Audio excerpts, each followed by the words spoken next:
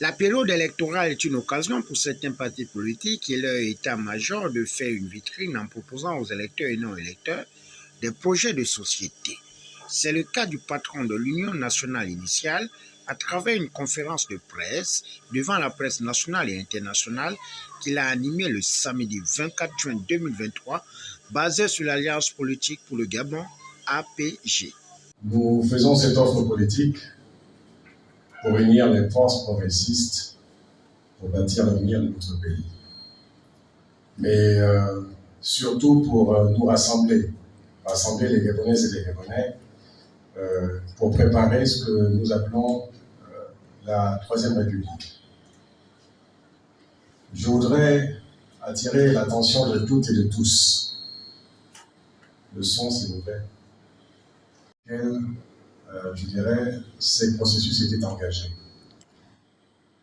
L'expérience nous démontre que c'est à l'issue des périodes électorales, des processus électoraux, que certains pays ont basculé dans la violence ou, je dirais, dans des coups d'État et autres. En tout cas, ça a été toujours des moments extrêmement difficiles.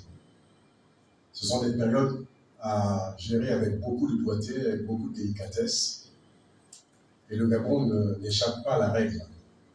D'ailleurs, nous avons dans notre pays l'expérience d'élections passées depuis le retour du multipartisme en 1990.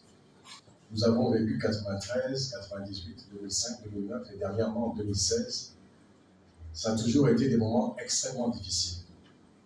Et les deux dernières, 2009 et 2016, nous ont particulièrement marqué dans notre pays.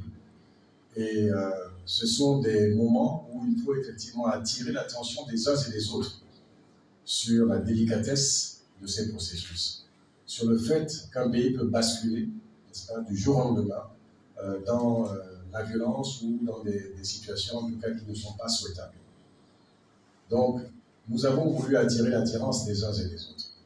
Nous avons réfléchi, nous avons pensé que pour la période de 2023 au Gabon, il fallait que nous puissions trouver les voies et moyens de préparer le Gabon à autre chose.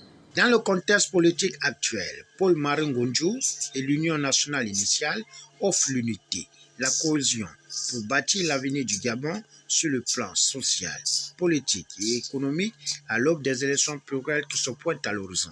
À un moment donné, je pense qu'il faut s'arrêter et se dire nous devons reprendre notre pays à la base. Nous devons reprendre nos pays dans ses fondements. Nous devons reprendre le système politique, le système économique et le système social de notre pays. Mais ça, ce n'est pas un parti qui peut le faire. Ce n'est pas le Parti démocratique gabonais, parce qu'il faut le nommer, qui peut le faire. Parce qu'il a fait la preuve de son échec. Depuis 55 ans, je l'ai dit tout à l'heure, nous avons la même situation. Du moins une situation qui se dégrade chaque année.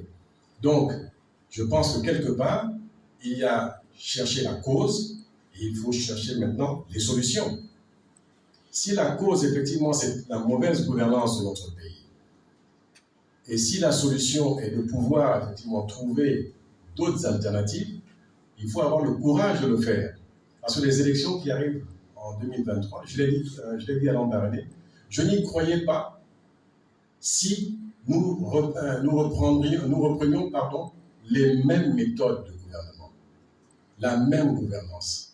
Si nous repartons à faire la même chose, nous irons droit dans le mur et il faudrait effectivement trouver demain les moyens de sortir d'une situation extrêmement difficile.